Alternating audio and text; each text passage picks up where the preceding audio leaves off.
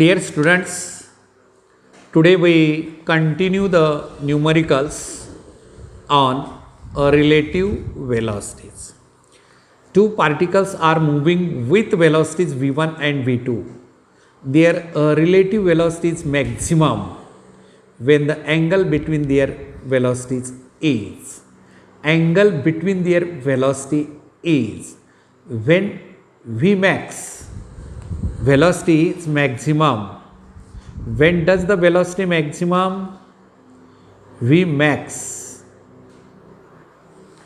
When two particles, suppose this particle, A particle is moving forward and B particle is moving in the opposite direction, and therefore VA minus and minus VB is equal to Vmax, and so that angle between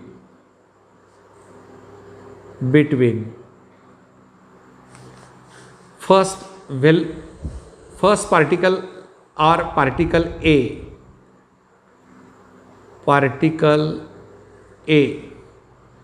and another particle B is pi. They are oppositely directed.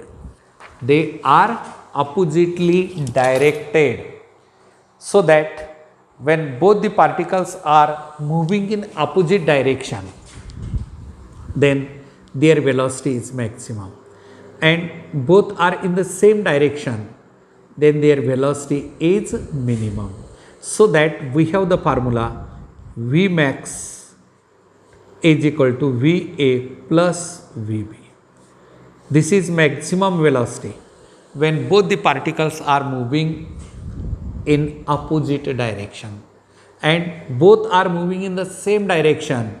Suppose this particle A is forward direction, whereas the particle B is moving in the same direction, then their relative velocity V minimum is equal to Va minus Vb.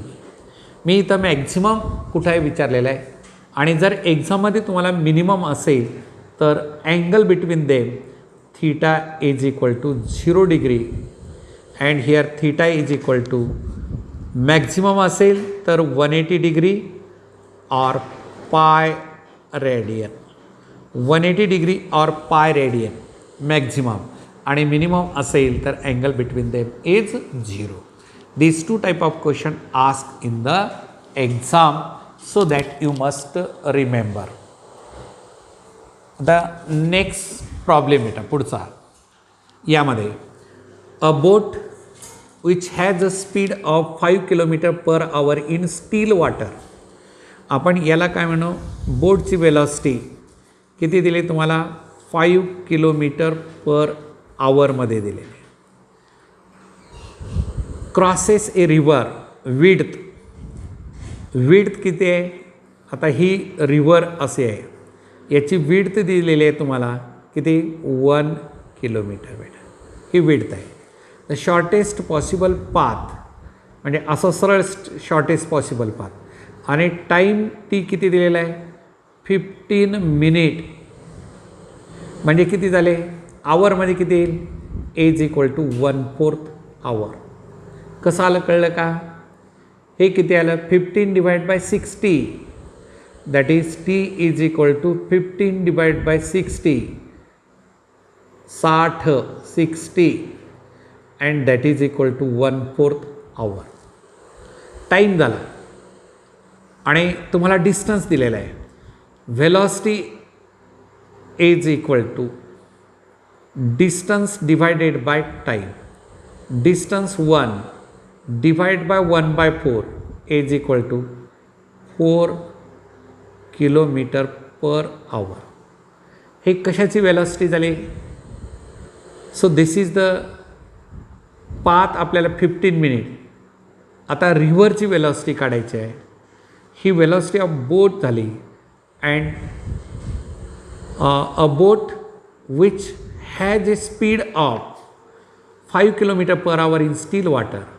शांत पाण्यामध्ये बोटची velocity जी आहे ती किती आहे 5 km/h in still water crosses a river with width 1 kilometer along the shortest possible path in 15 minutes the velocity of the river.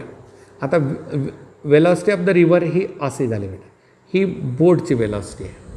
तर आता यामध्ये काय झालं, ही असं वॉटरची वेलॉसिटी आपल्याला काढायची असं यामध्ये आलं का लक्षात. ही वेलॉसिटी ऑफ दी बोट जे असेल ही अशा पद्धतीनं ही वेलॉसिटी ऑफ द बोट असं क्रॉस नदी पात्रामध्ये पाहिलं असेल तर असं तिरपं जाते बोट.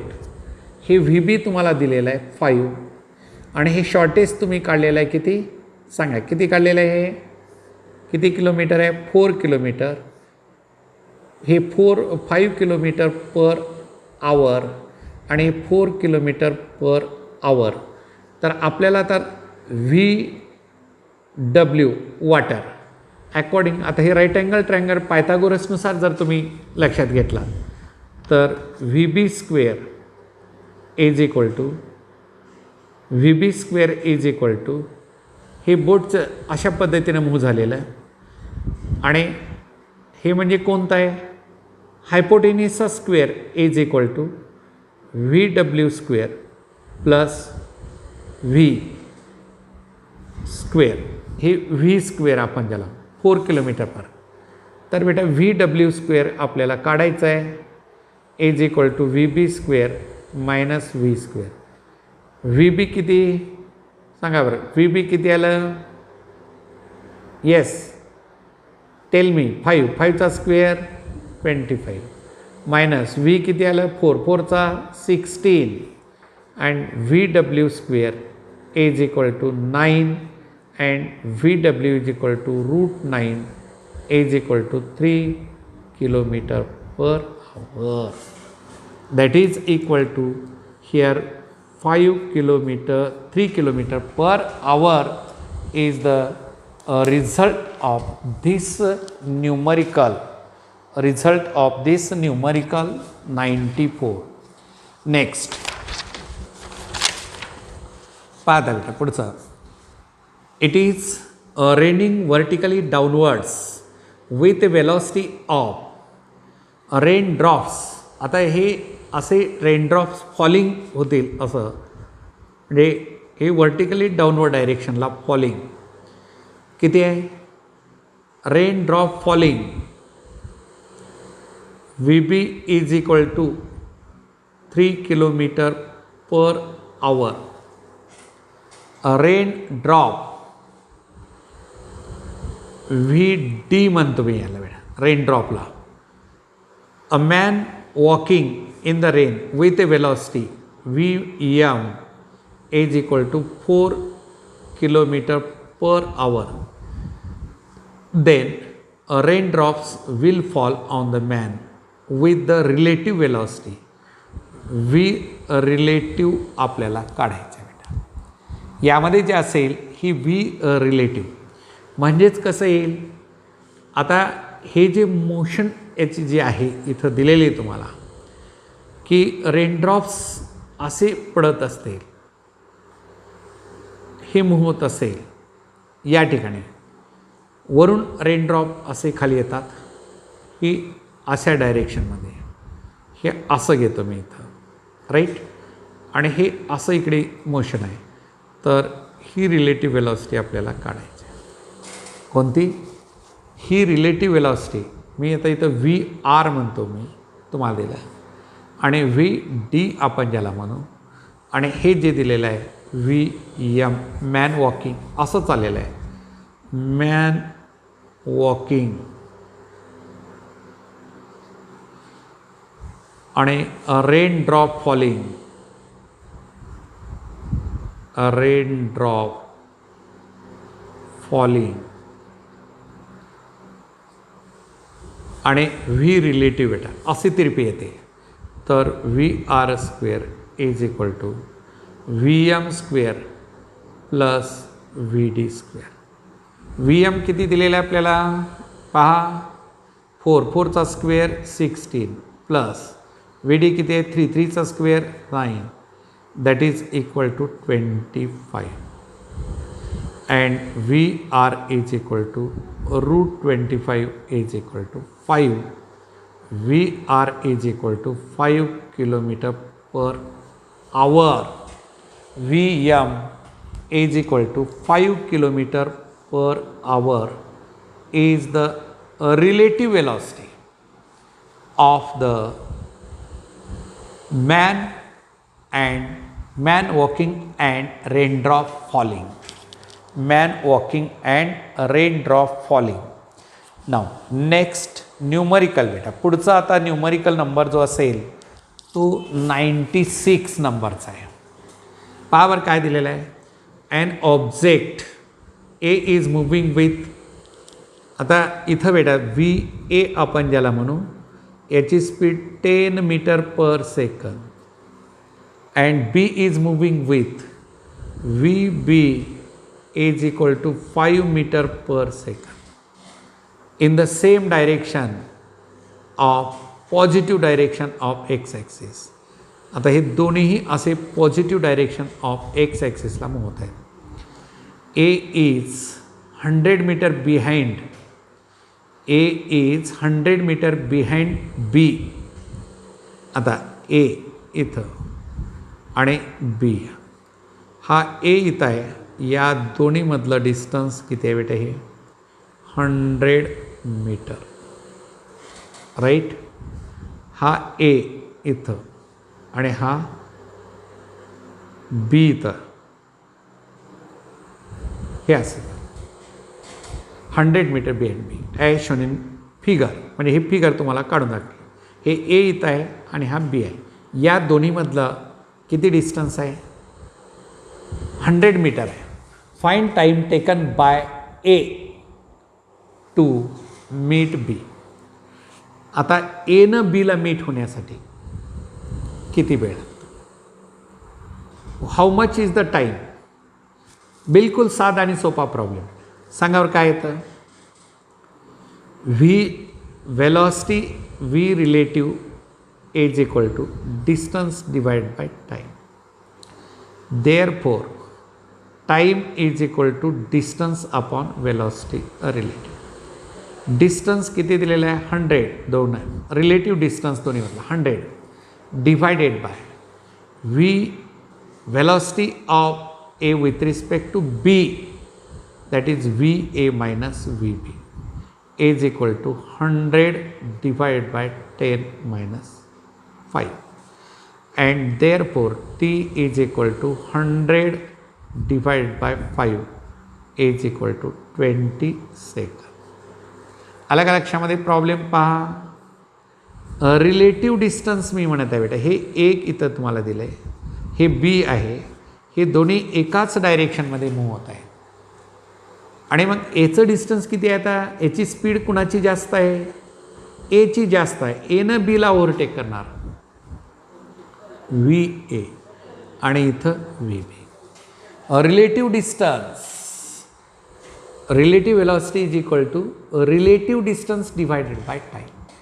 Relative distance divided by time and therefore time is equal to distance upon relative velocity. Distance किती आहे 100 divided by time किती 10 minus 5 and that is equal to 100 divided by 5 is equal to 20 second. That is the time required is 20 second. आता त्यानंतर बेटा next problem आपण learn करूया. पुढचा जो न्यूमरिकल आपल्याला दिलेला इथं तो लक्ष देऊन वाचा. A stone is thrown upward from a tower with a velocity. A stone is thrown upward from a tower with a velocity 50 meter per second. Another stone is simultaneously thrown downwards from the same location with a velocity 50 meter per second. When the first stone is at the highest point, and the relative velocity of the second with respect to the first stone is, आणि condition काय, assume that the second stone has not yet reached the ground, तर पहा बेटा, याला काय म्हणलेलं आहे तुम्हाला, अ stone is thrown upward from the tower with a velocity 50. आता हे एक टावर आहे बेटा, इथून स्टोन याला वर फेकला, याची वेलॉसिटी जी असेल V1 आपण ज्याला म्हणू 50 meter per second. Another stone is simultaneously thrown downwards. आता याचं हे downwards from the same location with a velocity, याला आपण V2 म्हणू 50 meter per second. when the first stone is at the highest point, आता हा इथून कुठे गेला, हायेस्ट पॉईंटला. when the first stone is at the highest point, the relative velocity of the second with respect to the first, तर याची relative velocity with respect to first काढायचं आहे. तर relative velocity of second with respect to first is equal to काय येते बेटा, V1 V2 minus आणि हे मायनस V1. हे कसं लक्षात आलं का, काय घेतलं मायनस मायनस इथं, कारण एक वर आणि एक खाली आहे ना रिलेटिव्ह वेलॉसिटी, आणि म्हणून आपण V2 minus minus plus V1 is equal to 50 plus 50 is equal to 100 meter per second. आहे का नाही सोपा प्रॉब्लेम. फक्त इथं कन्सेप्च्युअल अंडरस्टँडिंग क्लिअर झाली तर न्यूमरिकलला काहीही अडचण येत नाही. तर थोडं कॉन्सन्ट्रेशन आणि पेशन्स ठेवून प्रॉब्लेम सॉल्व करायचा बेटा.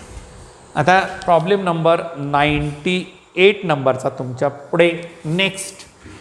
अ thief is running away on a straight road in a jeep moving with a speed of a thief is running away on a straight road in a jeep moving with a speed of, आता ही speed कोणाची आहे, जीपची speed आहे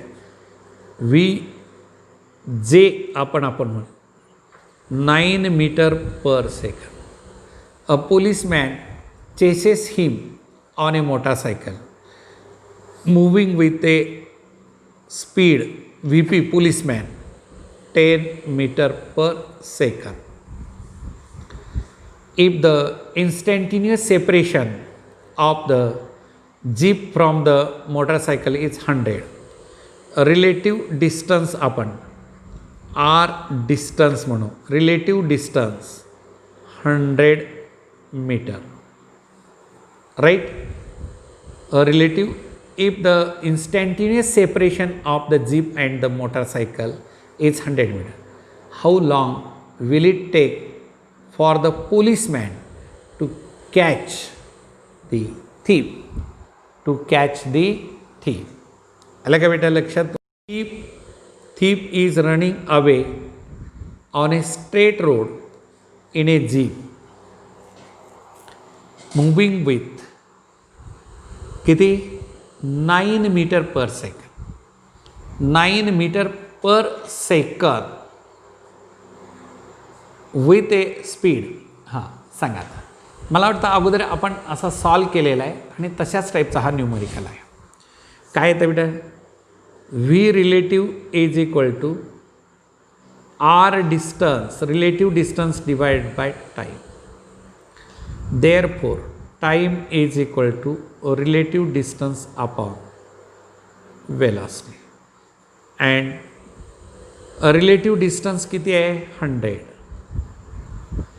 divide by, आता relative velocity VR आपण ज्याला म्हणू, आणि VR काय असेल VP minus VJ is equal to 100 divided by 10 minus 9 is equal to 100 divide by 1 is equal to 100 and T is equal to 100 second. हे लक्षात आलं का रे तुमच्या? बरोबर. थोडं विचार करा आणि मला परत सांग. बेटा सर्व एका डायरेक्शनमध्ये आहेत. हा पोलिसमॅन आणि हे काय दिलेलं आहे? जीप. आणि मोटरसायकलवर बसून त्याला चेस करतोय. तर यांची रिलेटिव्ह वेलॉसिटी किती असते? V P minus V J. पोलिसमॅनची जी स्पीड आहे मायनस जीपची स्पीड आहे. या जीपमध्ये थीप बसलेले आहेत आणि ते मूव्ह होत आहेत फॉरवर्ड. तर हा ओव्हरटेक करतो पोलिसमॅन आणि मग त्याला रिलेटिव्ह व्हेलॉसिटी जी असेल तर ती या पद्धतीनं आपण इथं कंप्लीट काढलेली आहे. आता पुढे नेक्स्ट प्रॉब्लेम आहे. पाहता पुढचा प्रॉब्लेम जो तुम्हाला इथं दिसत आहे कोणता आहे? 99 नंबरचा numerical. 2 trains each 50 metre long are travelling in opposite directions with a velocity of. आता 2 ट्रेन. इथं पहिली ट्रेन जी आहे 99 नंबरचा न्यूमरिकल पहा. 2 trains each 50 metre long are travelling in opposite direction with a velocity 10 meter per second and 15 meter per second. The time of crossing is. आता हे दोन्ही ट्रेनची स्पीड किती आहे? ट्रेनची लेंथ 100 अपोजिट डायरेक्शनमध्ये. तर टाईम इज इक्वल टू काय ते बेटा? Velocity is equal to distance upon time. तर time is equal to a relative distance upon a relative velocity. आलं का रे लक्षामध्ये? पहा आता रिलेटिव्ह डिस्टन्स कसे आहेत? अपोजिट डायरेक्शनमध्ये काय ॲडिशन, सेम डायरेक्शनमध्ये म्हटलं तर subtraction. And divided by a relative 15 minus 10. 15 opposite डायरेक्शनमध्ये ॲडिशन. इथं सुद्धा किती आलं हे? 100 बरोबर आहे का? 100 डिवायडेड बाय या दोघांची अपोजिट डायरेक्शन विथ व्हेलॉसिटी किती? 10 आणि दुसरी व्हेलॉसिटी किती दिलेली आहे? 15. अपोजिट डायरेक्शन म्हणलं तर बेटा काय येईल इथं सांगा मला? या दोघांमधलं ॲडिशन 25 आणि मग आन्सर येतं 2500. किती येतं? 4 सेकंद. 2 trains each 50 metre long are travelling in opposite direction with a velocity 10 metre per second and 15 metre per second. The time of crossing is. पूर्ण क्रॉस होण्यासाठी म्हणजे 50 + 50 येतं बेटा. चला आता पुढे नेक्स्ट 100 नंबरचा 100 प्रॉब्लेम कव्हर केले एंटायर आपण. या टॉपिकला खूप प्रॉब्लेमला वेटेज आहे म्हणून मी खूप प्रॉब्लेमही घेतलेले आहेत.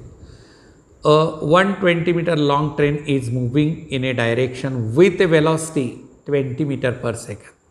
ट्रेनची वेलॉसिटी किती बेटा? 20 metre per second. A train B moving with velocity. बीची velocity 30 metre per second in opposite direction and 130 metre म्हणलेलं आहे. 130 मीटर. पहिली ट्रेन 120, दुसरी train 130 long crossing the first train in time. चला सांगा आता काय formula? Time T is equal to opposite डायरेक्शनमध्ये distance S A plus S B आपण म्हणू बेटा डिवायडेड बाय काय V A plus V B.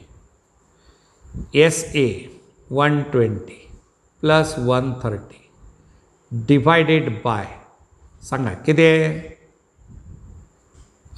20 plus 30 that is equal to 250 बरोबर आहे.